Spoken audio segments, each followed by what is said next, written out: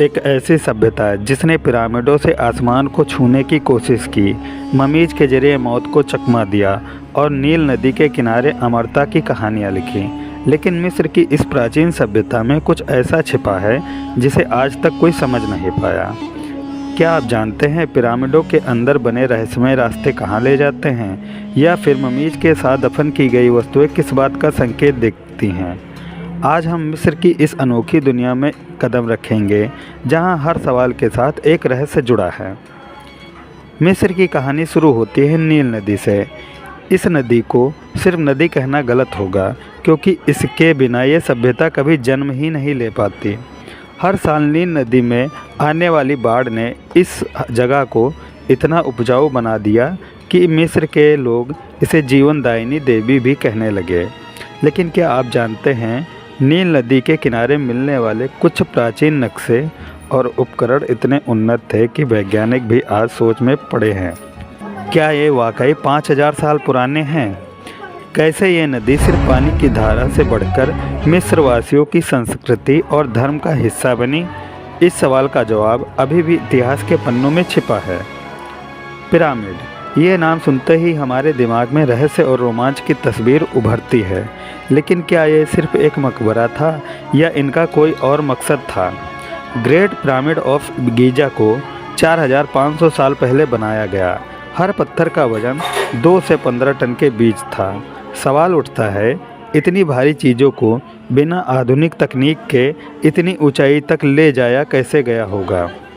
कुछ शोधकर्ता मानते हैं कि मिस्रवासी उन्नत गणित और ज्यामिति के जानकार थे, जबकि कुछ लोगों का दावा है कि इसमें एलियन का हाथ था।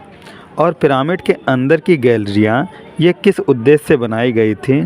क्या ये खजाने को छिपाने के लिए बनाई गई थी, या ये आत्मा को किसी रहस्यमय ऊर्जा से जोड़ने का रास्ता था? पिरामिड का डिज़ाइन इतना परफेक्ट है कि इसमें धरती के चुंबकीय केंद्र और ब्रह्मांड के रहस्यों का इशारा मिलता है। क्या ये सिर्फ इत्तेफाक था, या प्राचीन मिस्र के लोग हमारी कल्पना से कहीं ज़्यादा उन्नत थे? अब बात करते हैं ममीज की। ममी बनाने की प्रक्रिया जितनी जटिल थी, उससे जुड़े किस्से उतने ही डरावने। मिस्रवासी मानते थे कि अगर शरीर को सुरक्षित रखा जाए तो आत्मा दोबारा लौटकर आ सकती है। इसी सोच ने ममीज बनाने की प्रक्रिया को जन्म दिया। लेकिन कई ममीज के साथ मिले शिलालेखों में चेतावनी लिखी हुई थी, जो इस मकबरे को खोलेगा उसे अभिशाप का सामना करना पड़ेगा। क्या ये सिर्फ डराने के लिए था, या इनमें कोई सच्चाई थी? 1922 में जब किंग टूट का मकबरा खोला गया तो कई शोधकर्ता और मजदूरों की रहस्यमय परिस्थितियों में मौत हो गई। इसे फराओ का श्राप कहा गया। आज भी वैज्ञानिक इस घटना का कारण नहीं समझ पाए। क्या ये वाकई श्राप था या कुछ और? अब बात उन रहस्यों की जिनका जवाब आज तक कोई ढूंढ नहीं पाया। पिरामिड के अंदर मिलने वाले हायरोग्लिफिक्स या प्राचीन मिस्र की भाषा में कुछ ऐसे संकेत हैं जो पूरी तरह से समझे नहीं जा सके। ये संकेत क्या किसी खोई हुई तकनीक का जिक्र करते हैं? कुछ जगहों पर वैज्ञानिकों को अजीब ऊर्जा का एहसास हुआ है।